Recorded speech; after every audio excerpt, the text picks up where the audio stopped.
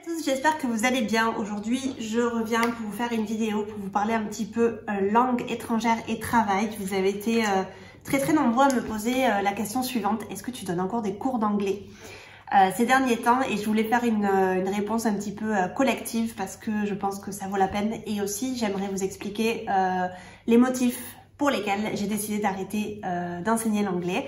Donc pour moi, c'est fini l'anglais complètement. J'ai encore une élève à qui je donne des cours d'anglais, mais à la fin du mois, c'est fini. J'arrête définitivement l'anglais et j'arrête définitivement d'enseigner cette langue. Alors pourquoi? Je voudrais vous expliquer un petit peu pourquoi j'ai décidé de faire ça et un peu vous expliquer mon background et comment est-ce que j'ai commencé à enseigner l'anglais.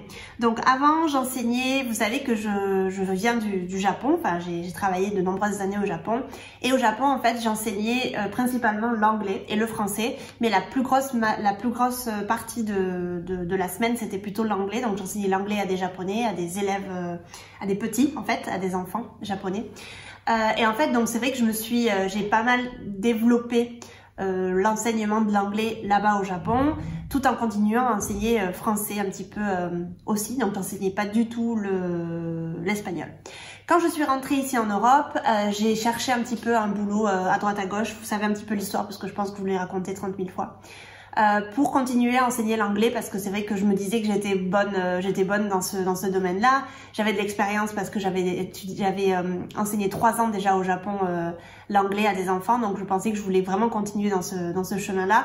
Mais en fait, je me suis heurtée enfin, j'ai eu des entretiens, etc., des entretiens plus ou moins intéressant, mais vous savez que j'ai pris finalement la décision de travailler en freelance, en indépendant. Et donc c'est vrai que je me suis consacrée et concentrée beaucoup plus sur le français au tout début. Voilà, j'ai un petit peu laissé de côté l'anglais. Je me suis dit, je vais vraiment me concentrer sur l'anglais, sur le français, parce que c'est vraiment ça que j'aime. Et en plus, ça faisait partie des études que j'avais faites. Donc, pour vous expliquer bien, moi j'ai fait une licence LLCE espagnol, j'allais dire japonais, pas du tout, espagnol. Donc j'ai appris en fait l'espagnol comme une étrangère, même si je le parlais parfaitement avant de commencer la fac. J'ai appris en fait toutes les petites choses, toutes les petites nuances de l'espagnol, comment expliquer l'espagnol, comment traduire l'espagnol, tout ça à la fac. Donc j'étais, si vous voulez, formée à enseigner l'espagnol. Et ensuite, après la fac, j'ai fait des études donc pour enseigner le français comme langue étrangère. Donc si vous voulez, j'ai un petit peu ce double profil-là qui est, je pense, intéressant.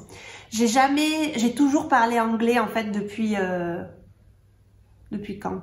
Depuis le collège, hein, je parle anglais, mais j'ai jamais vraiment fait des études pour apprendre, pour enseigner l'anglais, même si, comme je vous l'ai dit tout à l'heure, au Japon, j'avais quand même une sacrée expérience dans l'enseignement de l'anglais. Donc depuis mars 2019, quand je suis revenue à Barcelone pour vivre et pour me réinstaller, j'ai commencé un petit peu à vous parler sur YouTube du fait que je voulais vous proposer des cours d'anglais et d'espagnol donc online.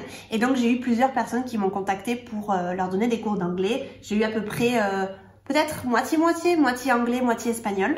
Donc j'ai commencé un petit peu à donner des cours d'anglais online et j'ai continué à donner des cours de français donc en présentiel ici à Barcelone. Vous savez que j'adore les langues, ça me passionne énormément, donc je voulais vraiment essayer d'avoir un large éventail en fait de langues et pouvoir vous enseigner les langues que j'avais envie de vous enseigner. Le problème c'est qu'en fait je me suis rendu compte avec le temps que c'était pas une très bonne idée pour moi de me concentrer sur 3 langues parce que j'avais déjà la tendance à m'éparpiller. J'avais des journées où par exemple je commençais au début avec un cours d'anglais, ensuite un cours d'espagnol, ensuite un cours de français, ensuite un autre cours d'espagnol. Enfin c'était un petit peu compliqué pour moi au tout début.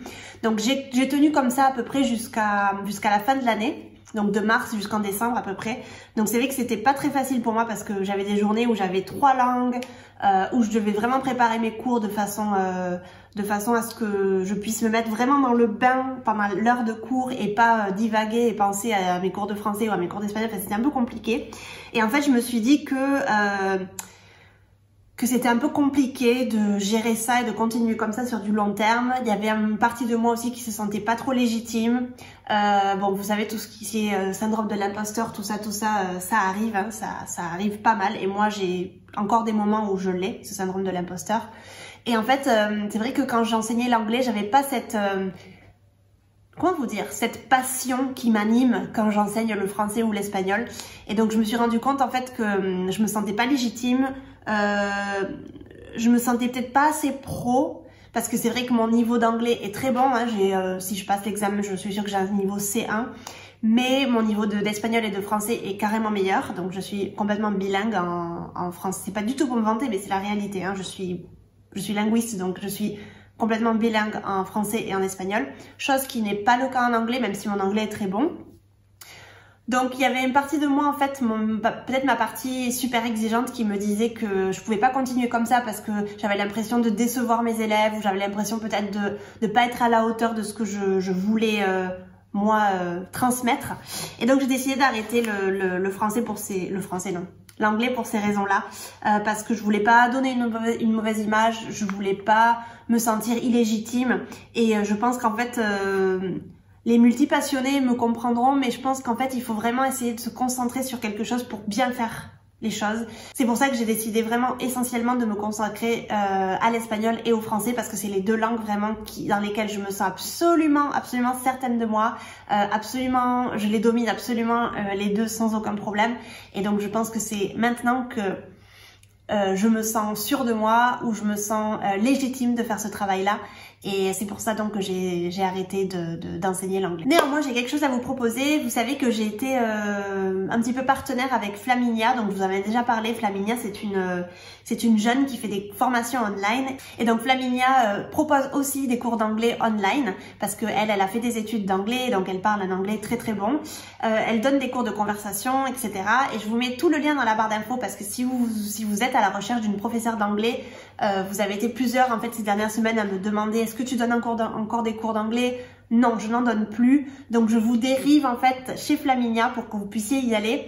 Elle vous offre un code de promo de moins 20%, donc ce qui est vraiment très très bien. Je vous mets le code juste en bas, Osakulavana 20. Si vous rentrez ce code là dans le site, vous avez 20% de réduction sur ces cours, donc ce qui est très très très intéressant. Elle a des formules, en fait, elle a des formules de 1 heure, des formules de 5 heures ou des formules de 10 heures. Donc si vous achetez par exemple une formule de 5 heures, vous avez un prix assez intéressant. Et j'ai calculé, si vous achetez un pack de 5 heures, vous faites quand même une économie de 35 € si vous rentrez mon code de 20%. Donc allez-y, franchement, foncez, regardez un petit peu les avis qu'elle a eu, Flaminia, mais elle a eu des avis très très bons. J'ai regardé un petit peu par-ci par-là. Et apparemment ses élèves sont très très contents d'elle. C'est une personne qui parle très bien, elle a une très très bonne élocution, et je suis très très contente de pouvoir vous dériver un petit peu vers elle si vous voulez apprendre l'anglais. Normalement elle donne des cours à des entrepreneurs, des cours plutôt business, mais elle m'a dit qu'elle était ok de pouvoir donner des cours aussi à des personnes qui ne sont pas entrepreneurs, à des élèves ou à des jeunes qui ont besoin de cours d'anglais, comme moi par exemple je ferai avec mes élèves. Donc n'hésitez pas à aller sur son site, n'hésitez pas à aller la contacter de ma part. Voilà. En tout cas, j'espère que cette vidéo vous aura plu et que vous aurez compris un petit peu les raisons pour lesquelles j'ai décidé de me consacrer à 100% à l'espagnol et au français.